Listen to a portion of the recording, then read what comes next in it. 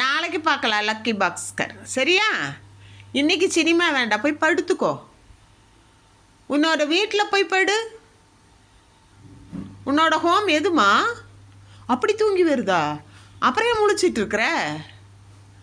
எனக்கும் தூங்கி தான் வருது. ஓடே ஓடே. ஏய், போய் படு. ஸ்மோக்கி, என்ன வேணும்? என்ன வேணும்? அப்படியெல்லாம் காமிச்சா ஓடிக்க ஓடிக்க, போய் படுத்துக்கோ. படு படு படு. உன் வீடுங்க?